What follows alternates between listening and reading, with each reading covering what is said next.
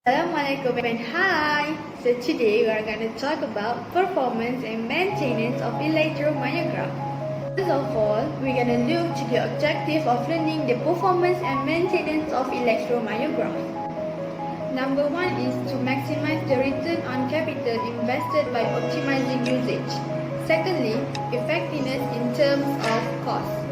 On the other hand, a higher usage rate leads to a faster break-even stage. Furthermore, the cost of care is reduced when patients are handled properly and quickly. Other than that, patient satisfaction and quality care is also important. Lastly, a user-patient security. These are the qualitative tasks that we must do to the EMG. First of all, inspect the device exterior such as no dirt at all at the device chassis. Secondly, no crack at the device chassis.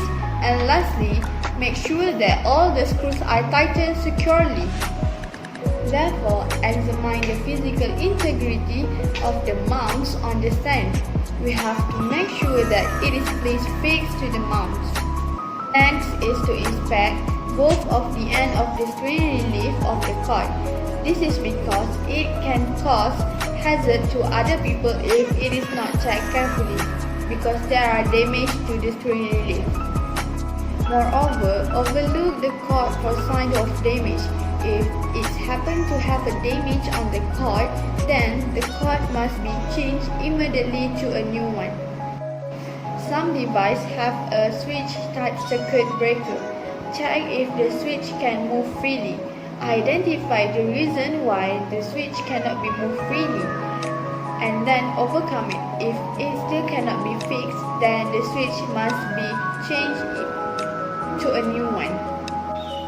Other than that, examine the probe of the device and lead the strain relief for general condition. Moreover, ensure that all the cables and connectors are in good working order. If not, the output may not be accurate, or even worse, there are no output at all. Lastly, ensure that each control and switch is functioning correctly so that the EMG can be used. If control has peak limit stops, check for proper alignment as well, positive stopping. For battery, physically check the battery and the connection. If the battery is in good condition, it is possible to only need to charge the battery. Okay, next kita pergi indicator or display.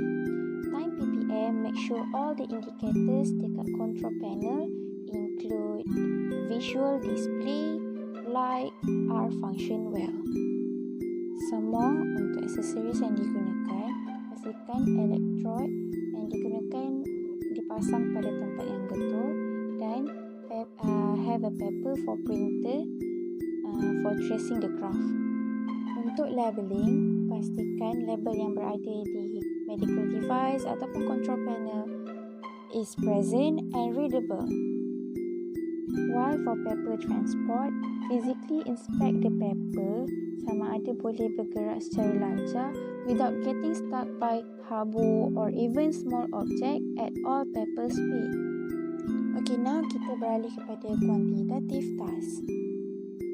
First adalah grounding resistance. So we must use multimeter and EST, which is electrical safety test, to ensure the groundings works properly. Dan dia punya voltage must not exceed 0.5 volt. And second is chassis leakage current. Make sure that the leakage current between wire live and neutral, wire live and wire ground, wire neutral dan wire ground. Make sure insulation resistance not beyond the limit, which is the current must not exceed 300 microampere. And for the final part, which is preventive maintenance. Okay, first of all, ialah cleaning. Pastikan exterior dan interior of the equipment is clean from dust. And second is battery maintenance. Check the condition of the batteries.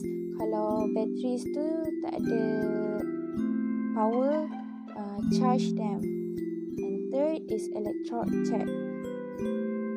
The electrode must be free from the leftover gel, and the cable is in good condition. For recording method, if the device have the recorder, make sure to check the quality of the printing to make sure the output graph is readable.